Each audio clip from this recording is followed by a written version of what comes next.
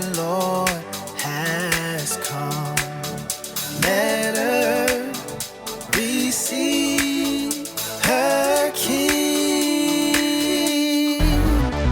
Let every heart prepare him room, and heaven and nature sing, and heaven and nature sing, and heaven and nature.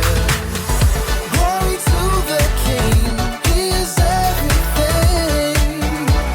Our hearts will rejoice and sing. Glory to the King, let the praises ring. Our hearts will rejoice and sing. Joy to the world. Joy to the world. The Savior reigns. Let men their songs employ.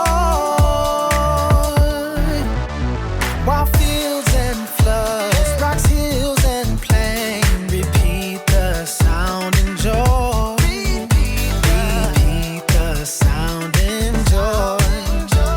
Repeat the sounding. Glory to the King, he is everything. Our hearts will rejoice and sing. Glory to the King, let the praises ring. Our hearts will rejoice and sing. Joy to the world. Keep them bells ringing. Keep them bells ringing. Keep them bells ringing. Yeah. Keep them bells ringing. Glory to the King, he is everything. Our hearts will rejoice and sing. Glory to the King, let the praises ring. Our hearts will rejoice and sing. Joy to the world. He is everything. Our hearts will rejoice and sing. Glory to the King, let the praises ring. Our hearts will rejoice and sing. Joy to the world.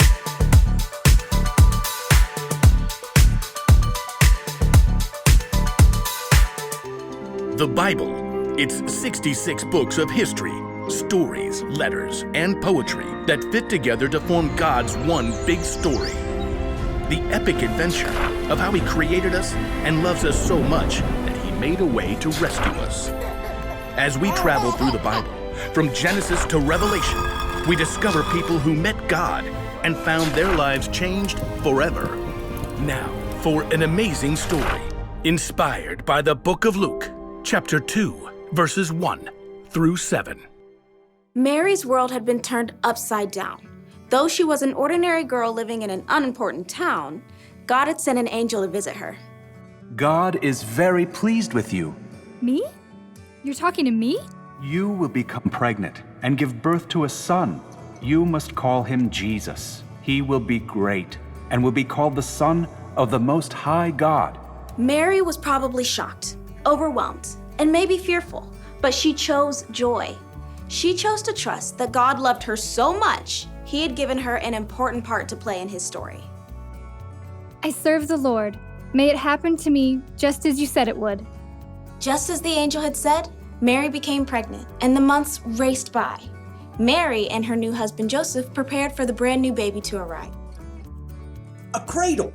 I'll make him the most beautiful cradle you've ever seen. Joseph was a carpenter and took pride in creating smooth tables and sturdy cartwheels, but his work was soon interrupted. Mary, Joseph, and every person in the tiny town of Nazareth streamed out of their homes. A messenger on a dusty horse skidded to a stop in the small town market. Is this really a town? It doesn't deserve a dot on the map. As the people of Nazareth watched from a careful distance, the messenger pulled out a scroll and cleared his throat. Hear ye, hear ye. Caesar Augustus orders that everyone must go to their town of origin to be counted. Can't you just count us now? 1, 2, 3. No. The counting must be done properly and in order so we can make you pay lots of taxes. Farewell, and by that I mean good riddance. Mary and Joseph and their neighbors were left coughing in the dust. Joseph, we'll have to go to Bethlehem where your family is from. I'll go. You can't travel right now. Of course I can. Absolutely not. A short time later, Mary and Joseph set off on the long road to Bethlehem. Perhaps they recalled the words of the prophet Micah. Bethlehem, you might not be an important town in the nation of Judah, but out of you will come for me a ruler over Israel. It's possible Mary rode on a donkey. Or she might have walked right alongside Joseph.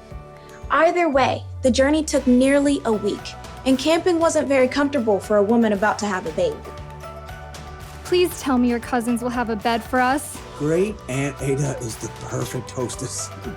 But when they reached Bethlehem, the little town was neither silent nor still. It looks like everyone else came home too. Well, if Aunt Ada doesn't have room, there's always Cousin Gideon. He makes an excellent pigeon pie.